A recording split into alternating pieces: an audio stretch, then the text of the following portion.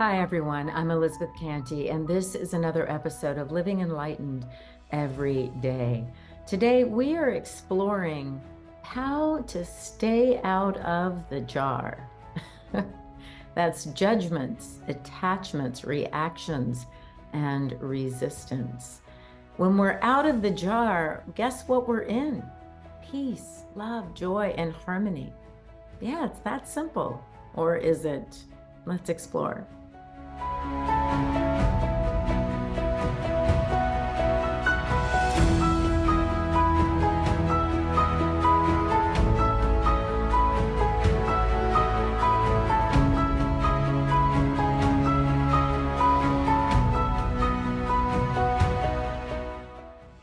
I'm Elizabeth Cantey, and I love helping people love their life and live their passion, especially by integrating spirit, mind, and body.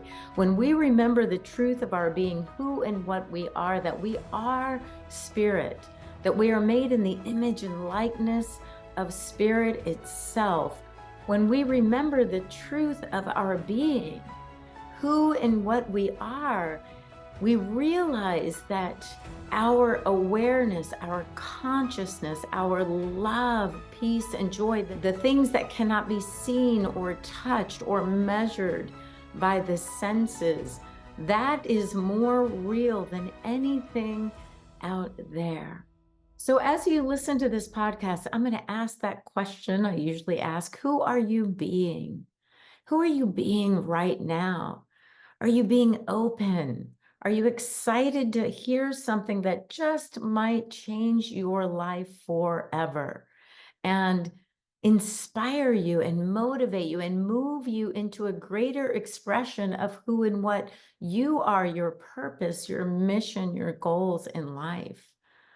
Because that's what it takes, is that question of who am I being? And we're going to explore that today as we ask, how do we stay out of the jar, the judgments, attachments, resistance, and reaction? And what happens when we are out of the jar, experiencing love, peace, joy, and harmony? We're in the flow of life itself. When we're in that flow, we experience just a simple peace and harmony. It's funny the things that we allow ourselves to be in judgment about, the things that kind of knock us off our center. We'll let the weather, we wake up and it's storming, and today's the day we wanted to go to the beach. It's our only real day off with the family or the kids or the aunt or the uncle, whatever it is. And we were going to go on the boat or on the beach or up the mountain. And today it's raining, it's pouring, and we're judging that already. We're in this idea that something's wrong, that we can't get what we want. But if we really, truly looked at what we want, we were planning the beach day or the boat day or the hike up into the mountains. What is it that we wanted from that experience? To be close to with whoever we were going. If we were going by ourselves, maybe it's that sense of being out in nature, being connected to nature. Maybe it was physical fitness, doing something, skiing behind the boat. Any of these things, we look at what was our ultimate goal. And the fact is, the simple truth is that we can still get what we wanted regardless of the weather. But our judgments give us moments or sometimes hours and sometimes days, weeks, and months and years of being in a bad mood. And for what reason? When we look at things in a new way, which I've talked about in this series, Following Your Bliss, when we look at things in a new way, we realize that we can be at peace, in love, in joy, in harmony. We can satisfy the desire to be at one with nature, even if it's raining. We can be at one with our physical fitness, even if we can't go outside. Maybe it's too hot or too cold or whatever's happening. So as we let go of our judgments, we allow inspiration to move us into what's next. It's that simple.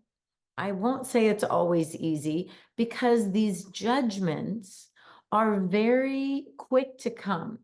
We often don't feel like we have a choice. It's like, this happened, or I can't do this now. We go right into a negative moment, and we might even call a friend, and we might both talk about how negative this situation is, or how awful it is that it's raining or storming or thundering or whatever else it's doing, snowing. And so we get caught up in it because that is our go-to formula. It's our past conditioning. Maybe a parent was like that, or siblings, or a past partner, our current partner might be like that, where they find, something negative, and it often, when I find myself doing it, whether it's the weather and I was planning on a boating day, or going out into nature, and it's like, oh, I'll be sitting inside, maybe paying the bills, right? It's a good day to pay the bills when it's storming. I find myself, I start laughing that I'm going to let the weather make me feel bad. I'm going to judge the weather as wrong. And I'm going to spend a moment, or moments, or a half an hour, or an hour, or a day, like kind of in this bad, grumpy mood. Really? I mean, are we really going to let the weather affect us? And I know I'm starting out small here, right, with the weather, because we do that with weather. We do that with traffic.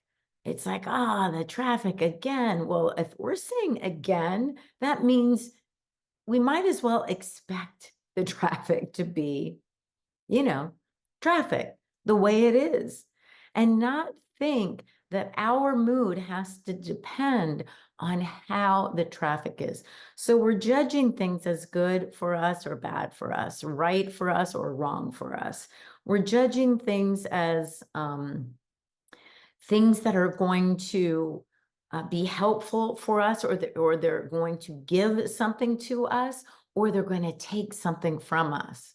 Right? It's like, this person is asking too much of me. I'm going to judge them. They're needy, or I'm going to avoid them because I don't want them to ask me for a favor to do this or do that. I don't want them to take my time, or my energy, or my thoughtfulness. I want to keep all that to myself. So we're constantly judging what is coming into our lives. If we're not aware of our judgments, we certainly can't change them. And what happens when we're judging things as good or bad, right or wrong? If it's good, we're happy, aren't we? Oh, it's a beautiful day. I get to go do this, and I'm going to be happy, and I'm going to be in a good mood. But what happens when it's not the day that we plan, not the weather that we plan? We're going to be in a bad mood. We'll watch our partner do that. You're going to be in a bad mood just because it's raining, and we live in North Florida. It's going to rain like a lot. Subtropical climate. It rains a lot here. So to allow ourselves to feel a certain way and to think certain thoughts which bring those feelings up is, when we talk about it in this way, it's ridiculous, right? It sounds funny and silly when I'm saying it. And yet that's what we do. That's what the mind will do if left unattended. It's like a toddler, got to be careful, or a puppy, be careful what you leave around, because it'll go for it and start chewing it and destroying it and making a mess. Well, that's our ego. It's going to judge things and think that something is taking away from our good. So that is judgments, and I'll go into all of them just a little bit. Attachments. This is a big one, and usually it's on bigger situations. We get very attached to the way things are. We get very attached to the way our office is set up. We get attached to the way our kitchen is set up, or how we are with our children, or our spouse, or our parents. Everything has to be just so that I'm comfortable being who I am. right? We're attached to the way things are or the way we want them to be. We could be attached on not allowing anything new to come in. Sometimes we have friend groups where someone introduces a new friend and we're just like, oh, they want to spend time with that person, really? That's a judgment, but we're attached to the structure of the way things are. We get attached to our looks. We get attached to our waist size. We get attached to the food that we're eating or the way that we're enjoying food or drink or any other thing. We get attached to our kids and what happens when they grow up and move out. It can cause a lot of problems when we attach ourselves. We get attached to our health and we get the sudden diagnosis and we're devastated and we cannot manage to find any sense of ourself or our peace, our love, our joy within when we get that diagnosis because we're so attached to what we used to be able to do. Same with age. It's like, I used to be able to run 14 miles. I used to be able to surf on these waves. I used to be able to do this, that, and the other and travel and whatever it was. And now when we can't, we just go into a funk of like, well, I can't do that anymore, so I'm going to be miserable. It doesn't have to be that way. When we let go of attachments, we allow for the energy of spirit to guide us into the joy and the love and the peace that is right in front of us, waiting for us to experience in a new way. Even if our body has shifted and changed, even if our circumstances have shifted and changed, if our home has changed, if our environment has changed, if our spouse has left us, if we were attached to everything exactly the way it was, we will feel devastated. But when we allow ourselves to move in the flow of life, we will find a new way of being with what is. That's exciting, always. It's never not exciting. It's always moving us into a greater expression of who we are because who we are is eternal and unlimited. When we are attached to the physical ways of expressing ourselves, then those can change. They will absolutely change. And when they do, we cannot find ourselves moving with the flow. So that's attachments. And then we have reactions. Oh, reactions. Boy, that's a tough one, right? I use this, they're all forms of resistance, but I use reactions because it's such a good reminder when someone's speaking to us or something, it could be the news, it could be our partner, or child, it could be a person at the grocery store, and we find ourselves just tensing. We find ourselves just ready we already know what we're going to say. We are in reaction mode. We're going to defend, deny. We're going to just not admit, we're going to change the subject. We're going to react. And that means we're not responding. We're not breathing. We're not taking it in. We're actually not really even listening. If we're reacting, we're actually not hearing what is being said because the words are not what is trying to be communicated, whether it's from us or another. It's what's beneath the words. It's what's underneath. There's something that wants to be communicated. And when we're reacting, we can't hear that. We're only listening to a word that triggered us and made it turn that into a denial or a defensiveness or the belief that you have it wrong and I have it right. So you need to listen to me. And that's, these are reactions, and we find ourselves in that situation with the little things and the big things. But what it can just serve as this wonderful reminder when we find ourselves going, just ready to react. It's like, oh, look at that. I'm all tense. I'm ready to defend. I'm ready to, I'm pulling out the sword and getting ready to defend myself. And it's like, what did you say? Because it sounded like you said this, but I just wanted to be sure and find out what's really being communicated, what's really being said that we're reacting to. And we can ask ourselves that, what am I really reacting to? Is it what's being said or what's wanting to be communicated? Or is this reminding me of a past situation? Or do I find myself always getting defensive at work with this one particular person? I'm always defending myself. What's that about? We don't have to ask them.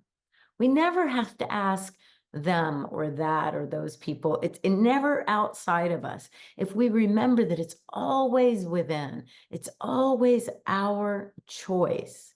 So that's another reminder when we are in reaction. And then all of these in general are resistant. We're resisting life as it shows up. What is showing up? You know, the weather, the traffic, the boss, the employee, the coworker, the accountant telling us we owe a heck of a lot more money than we thought we did. That's never going to be fun. But resisting it or reacting to it or judging it, how in the world would that serve us? How does that bring us peace, love, joy, and harmony in our life? But when we breathe and we're listening and we're in a mode of allowing what is, we're just allowing. It's like, this is happening. We can even say that. It's like, wow, look at this. This is happening right now. This is happening in this moment. The traffic is stopped in the middle of the day for what appears in my conscious awareness to be no reason. There is a reason, clearly, but for me, I'm not aware of it. And rather than react, judge, or freak out, have anxiety or stress that I'm not going to make my appointment, it's what is. This is what is happening. Why resist? Why be angry and upset when it is? Because there's nothing worth our peace of mind. You just ask yourself, what is worth that either low grade anxiety, low grade disappointment, low grade just annoyance, or of course, it moves up in scale, doesn't it? All the way up to full blown out hysteria. What good can that possibly do when we're in sort of this lockdown of judgments, attachments, reactions, and resistance? And then we can ask ourselves, because that brings, as I just pointed out, a lot of symptoms, you know, stress, anxiety, anger, annoyance, all these things. But what's the opposite? So we ask ourselves, what if I allow? What if I let go of resistance in this moment while this person is yelling at me, while I'm getting a ticket, while I'm paying my accountants, while I'm taking money out of this account or that savings that was going to the vacation and now it's going to taxes? What if I was in allowance? What if I breathed into this? And I'm grateful that I have the money to pay this bill. What if I just sit in breathing with this and finding one thing to be grateful for, my breath, my ability to not react in this moment? What if I'm just grateful for that and I breathe into that right now? What if I take a 10-minute walk out in nature before I have to sit down and pay those bills or call the next doctor for the next appointment or the second opinion for the diagnosis? What if we just allow ourselves to expand and expand and expand? Because that's what spirit is. Spirit as us is infinite possibilities. When we contract, we're contracting into the finite situation that already is. it's right here. We can see it, we sense it, we feel it, we can describe it, we can talk about it, we can write it down. It's right here. And as we allow that,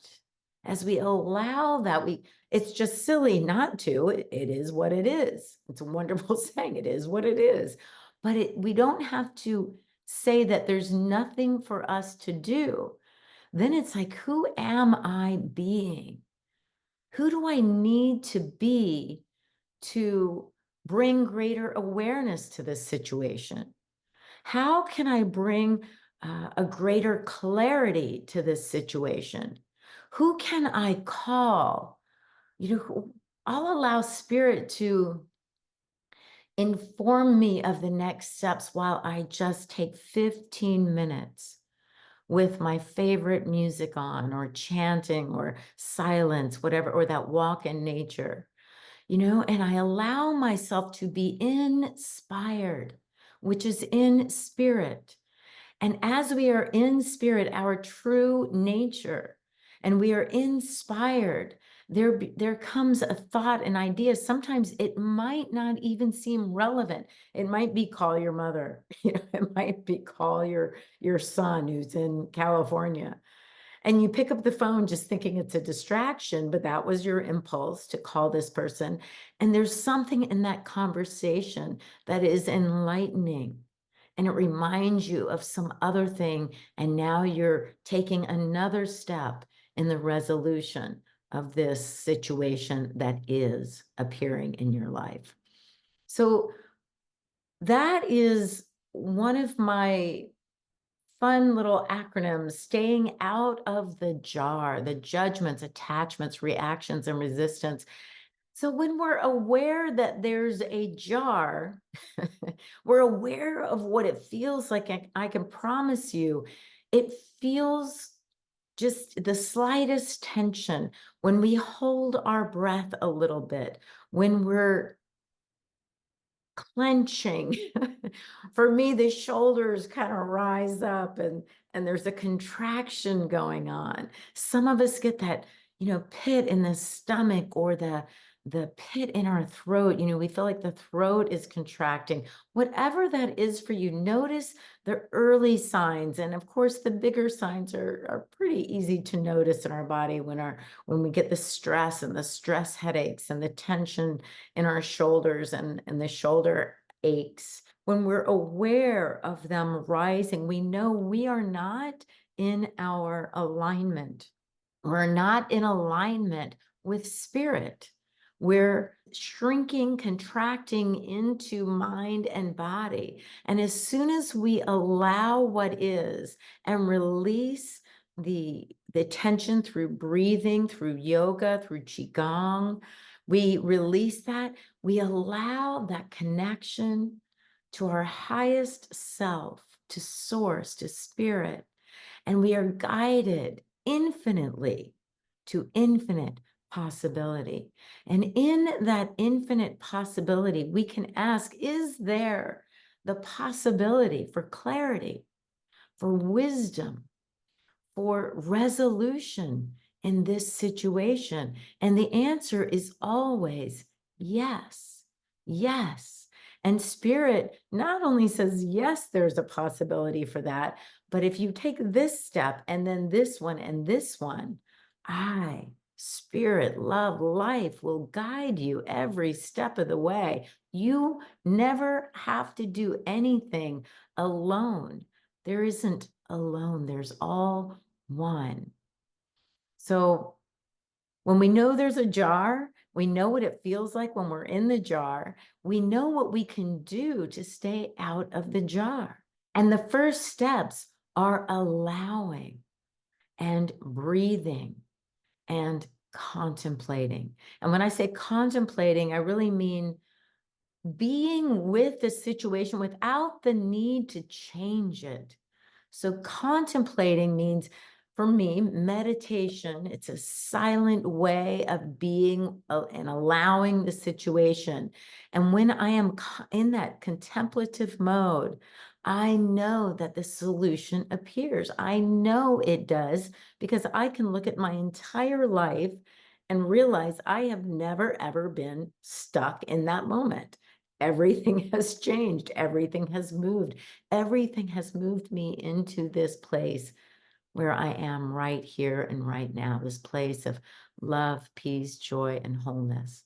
So when we know that, when we know that we are being guided and directed into an expansion of who and what we are as love, as peace, and as joy, in harmony with all of the events that are happening in our lives, all the situations, all the relationships, we can allow, we can breathe, and then contemplate, knowing that the perfect solution comes up. Those are the ABCs: allowing, breathing, contemplating.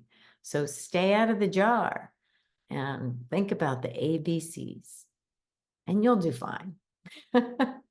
I hope you liked this podcast. If so, please hit the like button and subscribe and share it with a friend. Maybe they are ready to step out of the jar and allow, breathe, and contemplate the infinite possibilities that move us into a greater expression of who we are, integrating spirit, mind, and body. You can find out more about me and these concepts on my website, elizabethcantey.com, and certainly in my book, Living Enlightened: The Joy of Integrating Spirit, Mind, and Body. It's on Amazon. I hope you spend this week laughing, loving, and living enlightened every day, staying out of the jar and into the ABCs. It's that easy.